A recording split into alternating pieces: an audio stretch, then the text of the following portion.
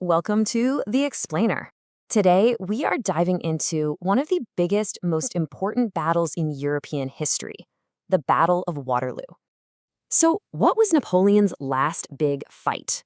Well, this wasn't just any battle. This was the final massive clash that slammed the door on 23 years of almost non-stop war, a conflict that had pretty much swallowed the whole continent. This battle, led by one of the most brilliant military minds ever, was going to decide the fate of an empire and basically set the stage for Europe for the next 100 years. Okay, so what's really wild here is just how fast this all happened. I mean, think about it. In May of 1814, Napoleon's toast. His empire's gone, he's a prisoner on this tiny island called Elba. Fast forward less than a year, and boom, he escapes, sails back to France, and just starts marching on Paris. And get this, the soldiers they sent to stop him, they just switch sides and join him. He walks into the capital without a single shot fired. Meanwhile, all the big shots in Europe are in Vienna, trying to figure out who gets what, and they are completely floored. They immediately brand him an outlaw and pull together this massive team, the Seventh Coalition, to take him down for good. This whole comeback tour, we call it the 100 Days, was Napoleon's last hurrah, and it threw Europe right back into a massive war. So, the stage was set for this epic showdown, right there in what we now call Belgium. You've got hundreds of thousands of coalition troops coming from every corner of Europe. But Napoleon, he knows he can't just sit around and wait for them all to show up. His whole game is speed. He decides to strike first, like a lightning bolt, aiming to smash the armies closest to him before the rest can even get there. This was it, the ultimate championship match, with three legendary commanders and their armies about to go head-to-head. So let's look at the teams. On one side, you've got Team Napoleon and his Armée du Nord, which is just French for Army of the North. He's got about 72,000 guys. And these aren't rookies. These are tough, experienced veterans who are super loyal to their emperor. Their mission is simple. Hit hard, hit fast, and split the two allied armies that are closest. Then on the other side, you've got the coalition. They have a combined force of almost 120,000 troops right there on the front lines. Their goal is also pretty simple. Just survive that first punch from Napoleon, link up their armies, and then use their bigger numbers to crush it. And leading the French? None other than the man himself, Napoleon Bonaparte. We're talking about one of the greatest military minds in all of history, a total master of the attack. They used to say that just having him on the battlefield was like having an extra 40,000 soldiers. Now, he knew he was outnumbered overall, but he was betting on his speed and his genius to level the playing field. His whole strategy was to keep his enemies separated and pick them off one by one. So, who was he up against? His main rival was Arthur Wellesley, the Duke of Wellington. Now, if Napoleon was the master of attack, Wellington was the absolute master of defense. He was leading this mixed bag of an army. You had British, Dutch, Belgian, and German troops all thrown together. The big problem was a lot of them were fresh-faced recruits, not salty veterans. Wellington himself famously called his army infamous, very weak, and ill-equipped. Maybe a little harsh, but you get the idea. He knew he was up against a legend and that he was going to need every ounce of his skill and probably a little bit of luck to win. And we can't forget the third key player here, the fiery 72-year-old Prussian Field Marshal Gebhard von Blücher. This guy's nickname was Marshal Forward because he was just relentlessly aggressive. He was tough as nails, and most importantly, he was a loyal ally. As we're about to see, his army gets a major beatdown right before Waterloo, but the promise he made to Wellington, that he would march to his aid no matter what, well, that promise ends up being one of the most crucial parts of this whole story. Napoleon's entire strategy hinged on one thing: speed. So check this out. On June 15th, he pulls off this brilliant move, crossing the border and totally catching the Allies by surprise. He plants his army right in between Wellington's forces in the west and Blücher's in the east. The plan was classic Napoleon. Keep one army busy while you throw everything you've got at the other one. The idea was to smash the Prussians, make them run, and then turn around and completely destroy Wellington's army, which would now be all alone. And you know what? On June 16th, just 2 days before the main event at Waterloo, it really looks like his plan was working perfectly. He attacks Blücher's Prussians at a place called Ligny, and after a really nasty fight, he beats them and forces them to retreat. On the very same day, his top general, Marshal Ney, keeps Wellington's army tied up at this crossroads called Quatre Bras, so they can't go help the Prussians. With the Prussians seemingly knocked out of the fight, Wellington has no choice but to pull his army back north to a defensive spot he'd already checked out, a ridge near a little village called Waterloo. All right, so now we get to the fateful day, Sunday, June 18th, 1815. But here's a twist. The battle didn't kick off at sunrise. Why? Because it had rained like crazy overnight. The fields were just a total sea of thick, gooey mud, which made it impossible to move the heavy cannons around. This forced Napoleon to delay his attack for hours, and that delay, it would turn out to be absolutely critical. It gave Wellington precious time to get his army set up along the strong defensive ridge, with his line anchored on 3 fortified farmhouses that would basically act like mini-forts. On Wellington's right flank, protecting him from anyone trying to sneak around his army, was this chateau called Hougomont. It was a big, solid country house with gardens, an orchard, and a whole wood out in front. Wellington stuffed it with some of his best troops, British guardsmen and German light infantry. The fighting that happened right here would get so unbelievably intense, it was like a whole separate, brutal battle going on inside the main. Wellington himself later said the entire battle hinged on this single spot. Whoa, that's a pretty big statement, right? He knew that as long as Hougomont held, his right side was safe, and Napoleon knew it too. So, what exactly went down there?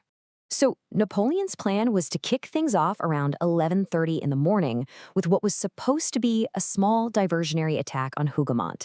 The idea was to make Wellington panic and send a bunch of his reserve troops over there, which would weaken the center of his line where the real attack was coming. It was just meant to be a feint, you know? But it just blew up into this bloody all-day meat grinder. This diversion became a total obsession for the French, sucking in thousands and thousands of soldiers who were really needed somewhere else. The French fought their way through the woods and just kept hammering away at the walls of the farm. Then, at this really critical moment, a small group of French soldiers, led by this absolute giant of an officer nicknamed the Smasher, yeah, seriously, they spot an opening. He and about 40 of his guys rush the north gate, and he just starts hacking it open with his axe. The French start pouring into the courtyard. It looked like the farmhouse was about to be taken from the inside out. But then, in this just unbelievable moment of pure guts that Wellington would talk about for years, a handful of British Coldstream Guards, led by a guy named Lieutenant Colonel James MacDonald, they charge right into the chaos. They literally fight their way through the French soldiers who are already inside, get to the gate, and with this massive effort, they manage to slam the huge oak doors shut and bar them. The few French soldiers trapped inside, including the Smasher, were all killed. Hougomont was saved. Wellington flank was secure. Okay, so while all that craziness is happening at the farmhouse, tying up thousands of French soldiers, Napoleon finally launches his main attack. This is around 1:30 p.m. First, a massive artillery barrage from his grand battery of 80 cannons. Then, he sends a whole army corps, that's a huge formation of about 18,000 men, marching up that muddy slope straight for the center of the Allied line. This was supposed to be it, the big, battle-winning knockout punch. So these huge columns of French infantry start pushing back the first line of Allied troops. They're actually getting to the top of the ridge. The Allied center is starting to buckle. Wellington's position is getting really, really dangerous, and he knows he has to do something fast.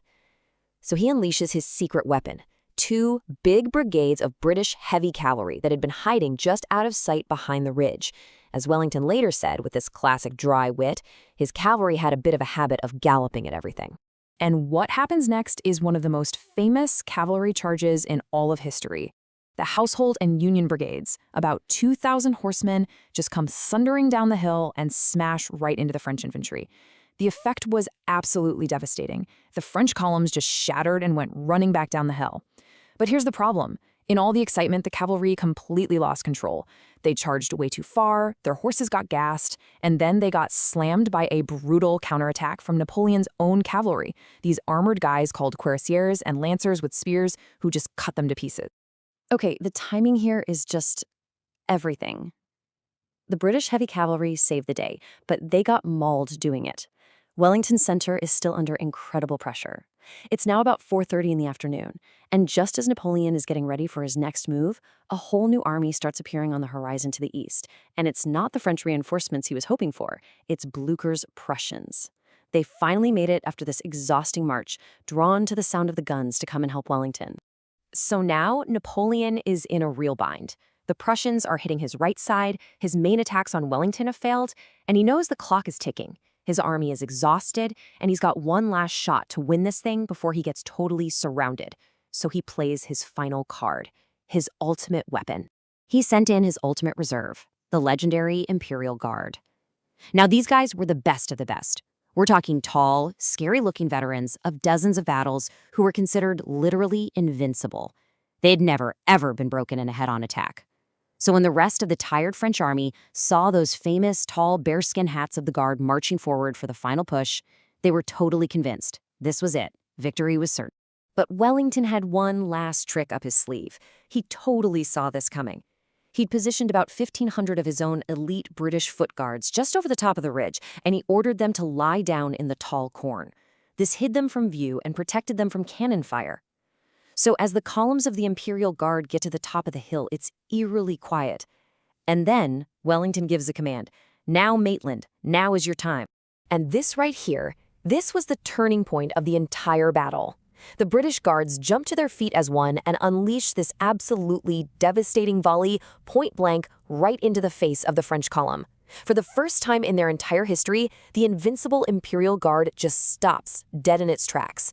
They waver, and then they broke. They ran. And when the rest of Napoleon's army saw their heroes, their legends, running away, a shout went through the ranks that meant it was all over. La garde recule. The Guard is retreating.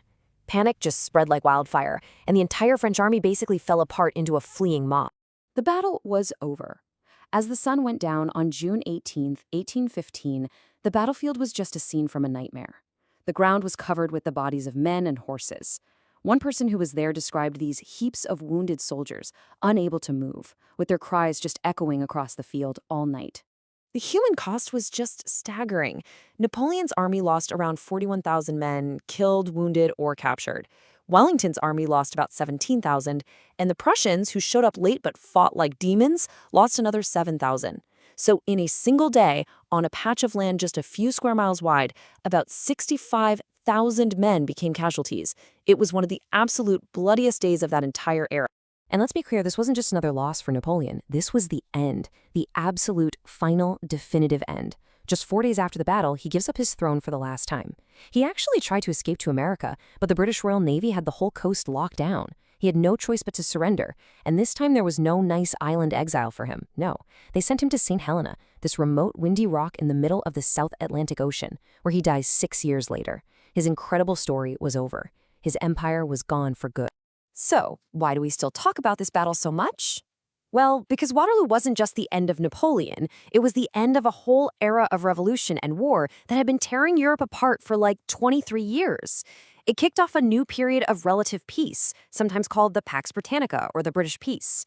This was a time where Britain's power around the globe helped keep major wars from breaking out in Europe for almost 100 years. The battle literally redrew the map of the continent in ways that we can still see today. The battle has become this shorthand for a final crushing defeat, right? We all know the saying, to meet your Waterloo. But it leaves us with this really fascinating question to chew on. What if a few key things had gone the other way? What if the rain hadn't delayed Napoleon's attack? What if the gates at Hougoumont had been smashed open for good? What if the Prussians had never shown up? What would our world even look like today? Thanks for joining us for this explainer.